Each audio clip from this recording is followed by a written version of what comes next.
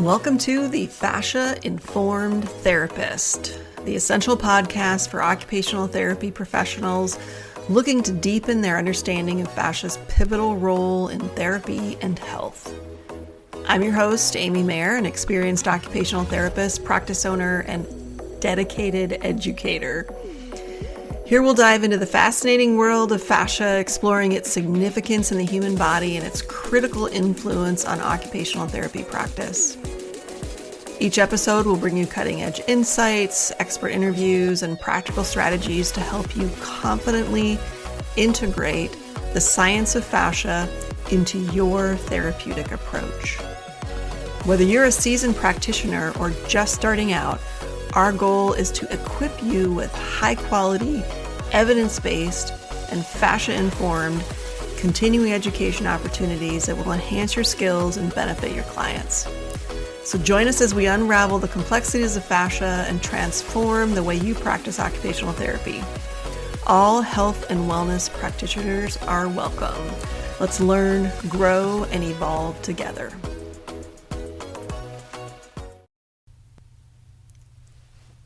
Hi, I'm Amy. I'm an occupational therapist, and I help people who have pain by helping to treat their fascial system.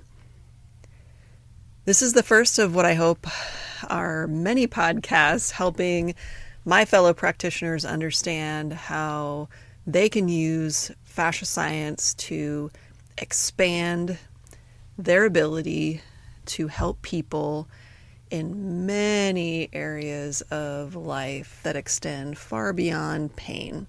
Was motivated to start this podcast because I feel like I'm screaming from the rooftops to try and get my fellow healthcare practitioners to pay attention to fascia. There's so much we have to offer to help people, and it's just a matter of paying attention and understanding the science. Now, it's not our fault. It's definitely not our fault. Even today, in educational programs for all types of healthcare practitioners, they're not even including information about fascia, even though it's out there. Back in the late 80s, early 90s, when I was being educated, I was most definitely taught that fascia wasn't important. I heard the word, but I didn't understand what it was because we just really didn't talk about it at all in our anatomy course or the anatomy lab. Now, once I graduated and had my first job in Northeast Iowa, of all places, that's where I learned, okay, there's something going on with this fascia thing, because we had a physician that wanted us to find more body-based ways of treating people who had pain.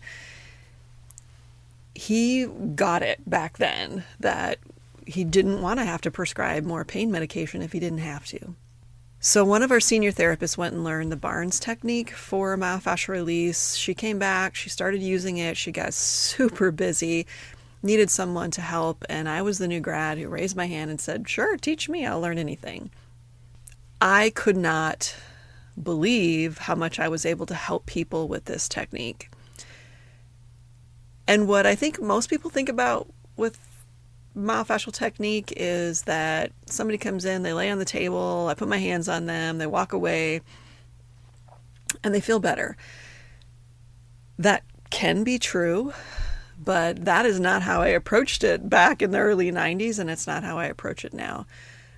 I layered in everything that I already know from an occupational therapy perspective, how to help people with pain. I was helping people with stress and teaching them stress management techniques. I was teaching them body mechanics, and we went into the kitchen and we did activities and we focused on body mechanics from the perspective that I understood back then, which is also incredibly limited.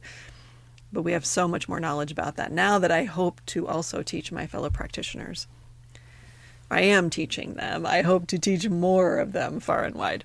So after I learned about it and I was seeing how well these fascia techniques worked, I immediately went to the university library in my hometown and was trying to find anything I could, and there was nothing. And of course, the internet was just developing, and when it did, I still couldn't find anything. It probably wasn't until about a decade and a half ago that I finally came across a book that started to explain what was happening in the fascia and what this system really was, and all the depth of knowledge about what the system is responsible for in the human body. And I was just continued to be hooked and almost obsessive about learning about the fascia and how I can use this information to better educate myself, to better educate my clients, and to help people feel and function better. And I also apply all of this information to myself, to my loved ones, my friends, family, anybody who will listen to me. I try to tell them what they need to pay attention to. And ultimately, it's about empowering people that they have so much they can do to help themselves feel better. So in my practice today, I do hands-on manual techniques, and I feel like they are very, very helpful. But I also teach my clients how they can do much of those things themselves. You can self-treat with myofascial technique. But I also am teaching them how to breathe better. I'm teaching them how stress translates into physical pain via the fascia. I'm teaching them about posture and how when they think about how they're holding themselves against gravity on a regular basis and what their habits, both conscious and unconscious habits, feed into their experience of pain via this little cell called the fibroblasts, how they can make change in their body through the movement that they choose, trying to get people out of, they don't have to get out of linear exercise. You can stay doing lots of linear exercise. That's fine. That's great. But you've got to do nonlinear exercise as well. When we learn how to move better, have better posture, breathe better, manage our stress better, that is a tremendous influence on the fascia, and that in turn has a tremendous influence on pain. So we know fascia now is a body system that does a lot of really important things inside the body, which I talk about in a lot of my blogs, but definitely in my courses. But we also know now that the fascial system is not just a body system, it's now being called the environment of the body. The fascia surrounds, supports, invests itself in every other body system. So in our fascia, that requires tension in it in order to keep us up against gravity.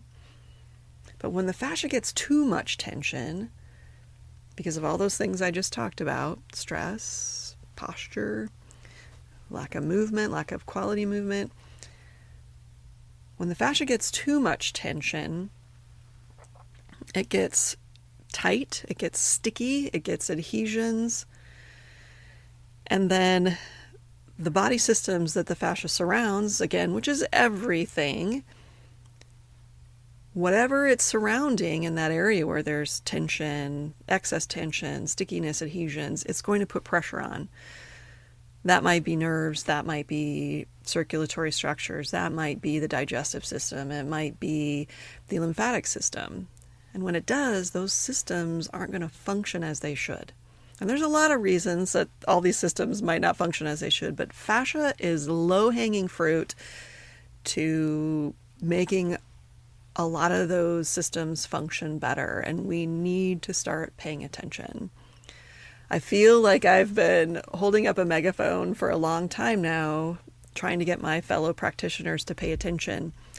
And I'm getting a little more assertive about it via this podcast. I've used social media. I send out newsletters. I have gone and spoken at many state conferences. I'm working hard to try and get the national conference to accept something on fascia. I've spoken at the national conference many, many times. on many different, more traditional subjects, but I'm having a really hard time getting something around fascia accepted. But I'm going to keep trying because I know from my own personal experience in my own body and the people that I work with, when the people that I work with adopt the idea of the fascia and begin to feel empowered that they can make change in their own body via the things that I mentioned, via the fascia, they get better faster and they stay better. And it's not just about pain, it's also about function. And what I hope to do in this podcast is to tell the stories of some of those people, explain in more depth on all these different areas that I treat in the fascia, using the fascia, to help my fellow practitioners understand how they can do this, and not just in a practice like mine, but in their practice in acute care, pediatrics, mental health, all the areas that OTs work in. We can use these almost lifestyle medicine approaches. But what I find is so helpful understanding the science behind fascia is when you learn to translate that in a way that your patients can understand it. Every day I hear, oh, that's so interesting. Nobody's explained it like that. When you learn that, I find people listen. People are more open. People feel like it's something they can do. People see the direct application between all these lifestyle choices to their fascia, to their pain, to their function. And they're far more open about accepting and adopting and making change in their life. At least that's my experience to date. So I hope that you will consider going to Fascia-Informed.com and looking at the resources that I have. Even better, if you're in the Omaha area, come to a workshop, come be a client. I find that when I have therapists that actually come and have the client experience, listen to what I have to say, feel what I have to show them, they turn around and adopt those things for themselves and start using them with their patients and clients. So Fascia-Informed.com, sign up for the newsletter, check out the resources that I have. I also am always looking for collaborators who are using fascia techniques, fascia science, to collaborate on workshops and courses. So contact me, Amy Mayer at mayerwellness.com or fasciainformed@gmail.com. Thank you. Thank you for tuning in to the Fascia-Informed Therapist. It's been a pleasure sharing insights and strategies to help you integrate fascia science into your practice. I'm Amy Mayer, and I hope today's episode has inspired you to explore further and take your therapeutic skills to the next level. Remember, we're committed to creating and providing top-notch, evidence-based, fascia-informed continuing education that empowers you as an occupational therapy practitioner. Stay connected with us for more enriching content, and don't forget to check out our online courses to deepen your expertise. Until next time, keep expanding your knowledge, refining your skills, and confidently applying the science of fascia to your practice. Here's to advancing together in health and wellness.